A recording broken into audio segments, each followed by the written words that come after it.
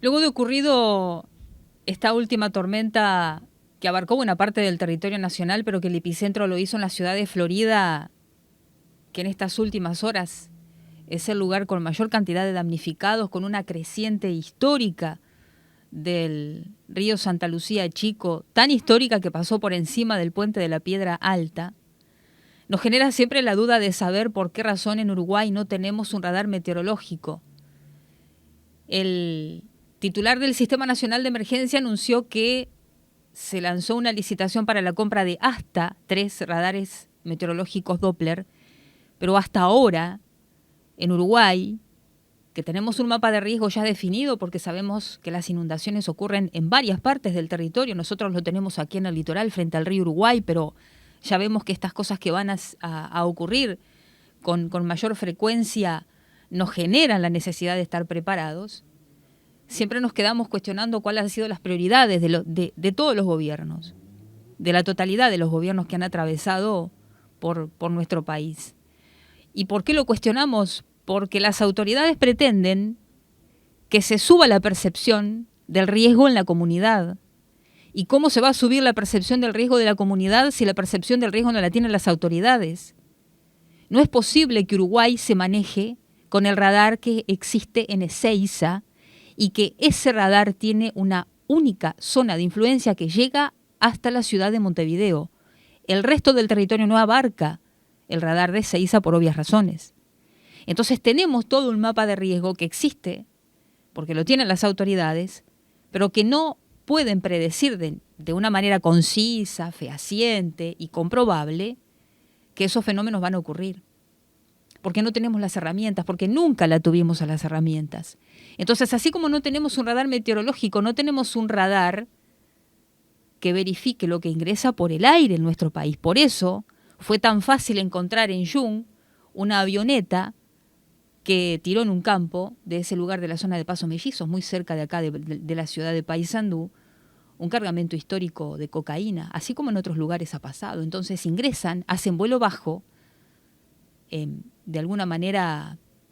llegan a nuestro territorio sin ningún tipo de control, arrojan la carga y se van tranquilamente. Entonces no hay culpable de una situación que es muy específica y que ubica a Uruguay en un mapa de ruta del delito como tránsito y destino de droga con incautaciones históricas. Pero sin irnos del tema, para hablar específicamente de lo que ocurrió en estos días, era necesario que tuviésemos un radar meteorológico para predecir con mayor exactitud estas situaciones, porque después aparece la controversia que la bajan, porque permea hacia la comunidad, de que si tuvo que ser alerta roja, de que si tuvo que ser alerta naranja, de que por qué no hubo una alerta en determinado momento específico que advirtiera a la población de la gravedad de lo que se venía, como pasó ahora en estas últimas inundaciones históricas para el departamento de Florida, que tiene al intendente Guillermo López y a su población desesperada, porque no hay cómo ingresar al departamento de Florida. Entonces, para esto que estamos atravesando como país y que hablamos de inundaciones y de situaciones históricas, hace falta tener un poco de templanza y de fijar prioridades, porque sabemos que si van a ocurrir con asiduidad, entonces tiene que haber la inversión necesaria de parte del Estado en este caso, porque cuando ocurrieron los históricos incendios en la zona de Piedras Coloradas, que abarcó también al departamento de Río Negro, los privados hicieron la inversión de manera inmediata y tan efectiva fue la inversión que tuvimos un verano que no fue seco, pero cuando aparecieron los primeros visos de incendios, estaban todos marcados y registrados por las inversiones que habían hecho los privados. Entonces los privados hacen las inversiones porque cuidan su capital. El Estado no hace las inversiones porque no lo ha hecho a lo largo de las administraciones. Y no me estoy refiriendo a ninguna en particular, hablo del Estado. Entonces no le pidamos a la población que aumente la percepción del riesgo, porque al riesgo no lo mide o no lo prevé el propio Estado. Si no tenemos las inversiones realizadas, si no tenemos las compras hechas de los instrumentos que son necesarios, y como dije al principio, estamos utilizando una herramienta que llega de Ezeiza hasta el departamento de Montevideo, distante de donde ocurrió las cosas, a escasos 200 kilómetros el departamento de Florida, porque es un integrante más de la zona metropolitana y sin embargo no estaba en el registro. y porque además se hace necesario, porque los vientos que ocurrieron ahora fueron de 113 kilómetros en la hora, pero no nos olvidemos que el año pasado, sobre el mes de diciembre, en Colonia hubo un desastre mayor y los vientos llegaron a 167 kilómetros en la hora,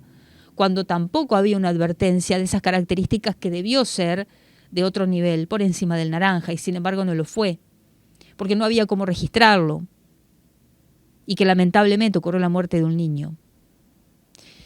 En definitiva, cuando pidamos que la población, que la comunidad suba la percepción del riesgo, es porque primero a la percepción del riesgo la tuvo que tener el Estado, todo el Estado, cada una de sus funciones, y porque tiene que ser necesario, dadas las características de cómo se viene con este cambio climático, que es una realidad que vino para instalarse, no solamente con las inundaciones, sino con cualquier otra contingencia climática. Son esas situaciones que nos transforman en un país serio, ¿no?